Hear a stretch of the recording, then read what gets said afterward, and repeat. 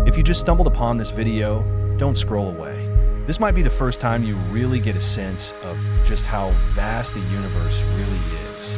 The scale of the cosmos is honestly almost impossible to imagine. Out there in this immense space, there are countless celestial bodies. Some are tiny planets, and others are massive galaxies made up of billions of stars. And today, I'm going to take you on a journey across the universe. We'll explore stunning clouds of dust, glowing nebulae, and sparkling star clusters. Then we'll venture into the cold, dangerous space between galaxies, traveling billions of light years away. And ultimately, we'll reach the farthest edges of the universe. Are you ready? Our journey is about to begin. This is the Milky Way, the star system we call home. It's classified as a barred spiral galaxy and formed roughly 13 billion years ago. Among the countless galaxies out there, the Milky Way is relatively large. Its disk stretches about 160,000 light years across, and its depth goes even further. Astronomers estimate that the Milky Way contains at least 200 billion stars of various types.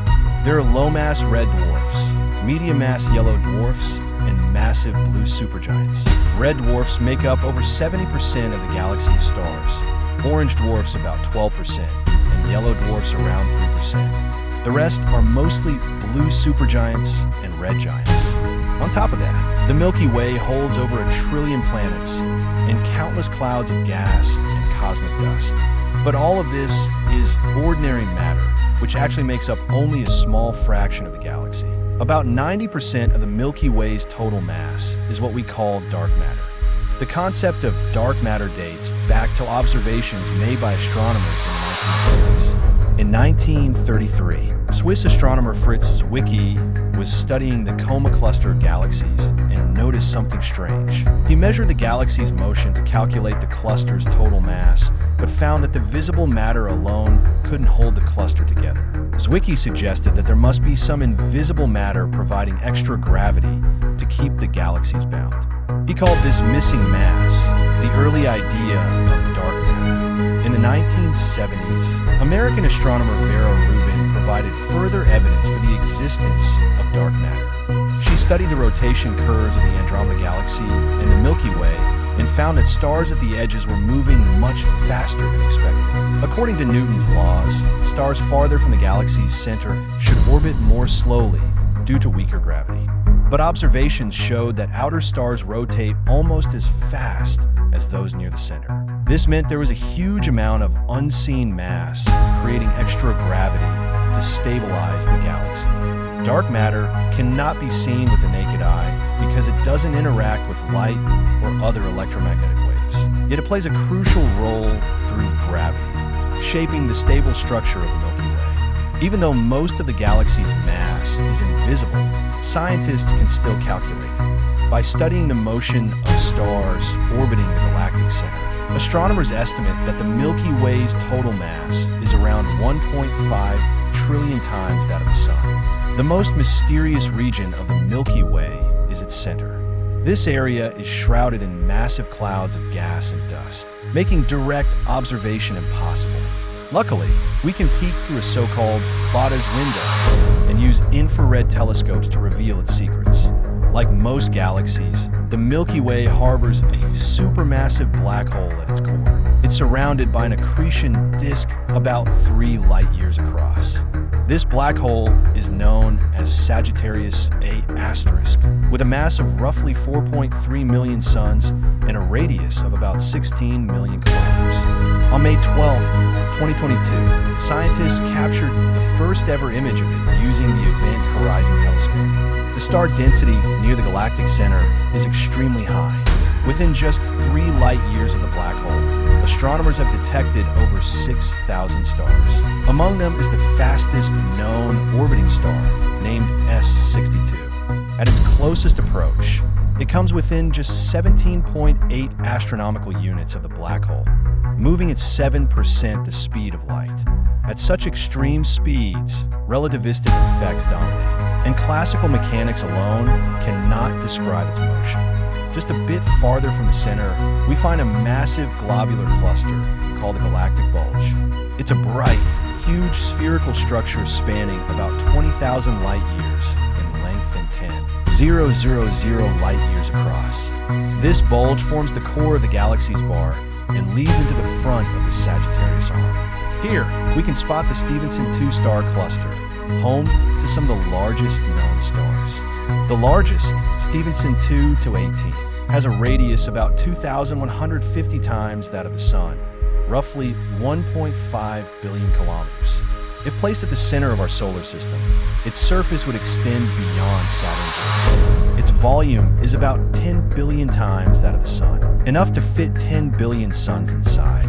The Milky Way contains at least tens of billions of stars, along with countless planets. However, finding potentially habitable planets here is difficult. The stellar density is extremely high, and events like supernovae and gamma-ray bursts can be deadly. The radiation from these high-energy events could strip away planetary atmospheres, destroy life, or prevent it from evolving. That's why galaxies also have a habitable zone, a ring-like region where conditions are just right. In galaxies like the Milky Way, this habitable zone spans roughly 20,000 to 30,000 light years from the center. Here, metal abundance is moderate and supernovae are less frequent, providing a long enough window for life to evolve. Our solar system happens to sit in the ideal spot within this galactic habitable zone, which may be one reason life on Earth has thrived. Moving away from the galactic core, we begin to explore the most impressive part of the Milky Way, the galactic disk. The disk is about 2,000 light years thick on average and stretches at least 160,000 light years across. Its outer stars extend up to 100,000 light years from the center. The most notable feature of the disk is the spiral arms. There are 4 main arms: Sagittarius, Perseus, Orion, and the Carina-Sagittarius arms. These are regions of extremely high star density, with most of the galaxy's gas concentrated here. For example, the famous pillars of creation are located in the Eagle Nebula within the Sagittarius arm. The pillars consist of 3 massive columns of gas and dust, with the largest stretching about 4 light years long, roughly the distance from the Sun to Proxima Centauri. The tops of these pillars contain clumps larger than our entire solar system. These cold molecular hydrogen and dust structures are actively forming new stars, earning the pillars the nickname Stellar Nursery. Another well-known nebula is the Orion Nebula in the Orion Arm. Visible to the naked eye, it's about 300 light years from Earth and spans roughly 24 light years in diameter. It's an active star-forming region, producing stars at 3 to 5 times the rate of other regions. Our solar system sits on the inner edge of the Orion Arm, about 27,000 light years from the galactic center. Right now, our Sun is carrying all the objects in the solar system around the Milky Way center at about 220 kilometers per second. It travels roughly 1 light year every 1,400 years.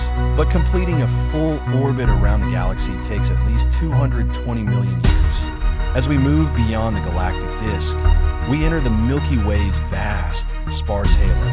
The visible part of the halo is roughly spherical, stretching up to 260,000 light years from the galactic center. It contains numerous globular clusters made up of ancient stars over 12 billion years old and several massive stellar streams, remnants of dwarf galaxies torn apart by the Milky Way.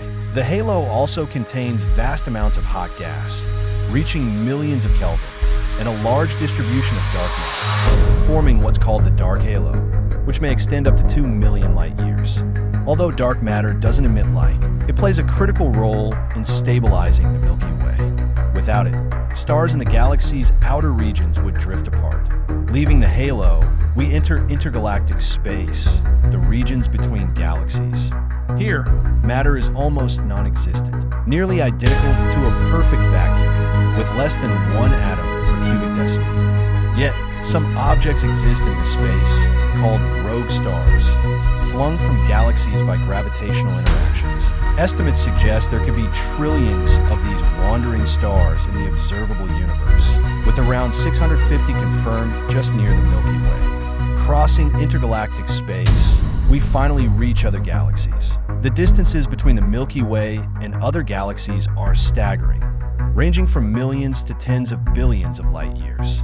Because the universe is expanding, most galaxies are moving away from us, causing their light to appear redshifted. Conversely, galaxies moving toward us appear blue-shifted, like the Andromeda Galaxy, which is approaching and is expected to collide with the Milky Way in about 4 billion years, eventually merging into a larger galaxy.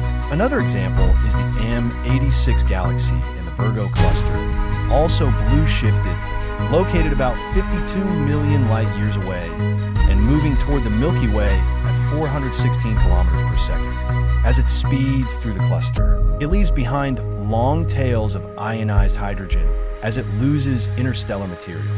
In the observable universe, there are at least 2 trillion galaxies, many with strange structures. Take the Black-Eyed Galaxy, about 17 million light years away and 55,000 light years across. Its most striking feature is a dark dust lane of carbon, silicates, and other heavy elements that blocks the light from its bright core, resembling a black eye. Interestingly, its inner disk rotates opposite to its outer ring, likely the result of 2 smaller galaxies merging long ago. Another example is the Cartwheel Galaxy, famous for its double ring structure, a bright inner ring and a colorful outer ring connected by spokes, forming a wheel-like appearance.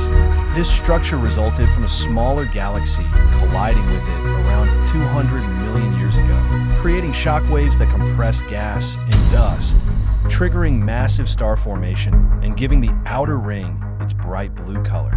From the grand scale of the universe, Earth is just a tiny speck floating in the vast emptiness.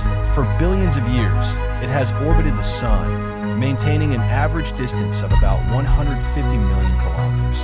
Our solar system is just one of countless planetary systems scattered throughout the Milky Way, though it's relatively large. It consists of 8 planets, most with moons, and over 1 million smaller objects like asteroids, comets, and meteoroids. The outermost planet, Neptune, orbits about 30 astronomical units from the Sun, covering just a small part of the solar system. Currently, the boundary of the solar system is considered to be the Oort cloud, roughly 1 light year away.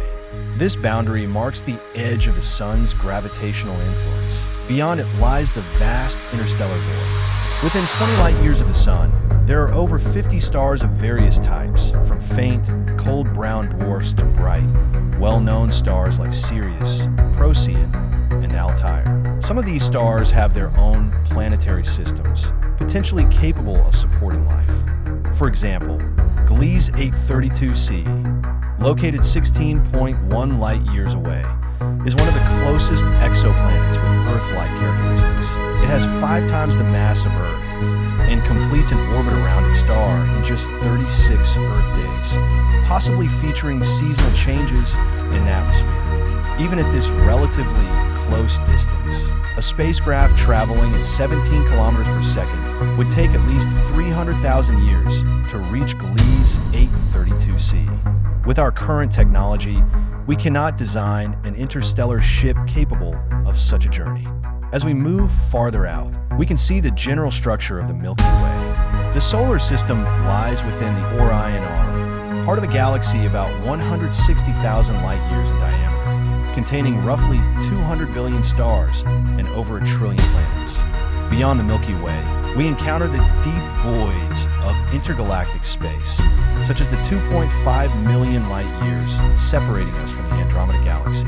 This distance alone could fit 25 galaxies the size of the Milky Way. Zooming out further, we see that the Milky Way, Andromeda, the Triangulum Galaxy, and several dwarf galaxies are connected by invisible gravitational lines, forming the local group, a cluster of galaxies about 10 million light years across. The local group is part of a larger structure called the Virgo supercluster, a union of about 100 galaxy groups, roughly 110 million light years in diameter. It connects to the Centaurus and Pavo-Indus superclusters and borders vast regions with almost no matter, known as cosmic voids.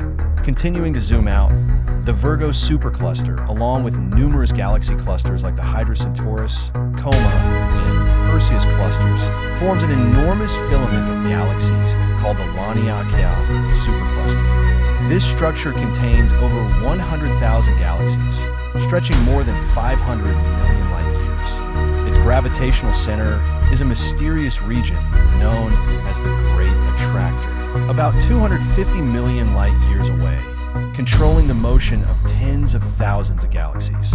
Because the Milky Way's plane blocks our view, we can't directly observe it from Earth, and its nature remains a mystery.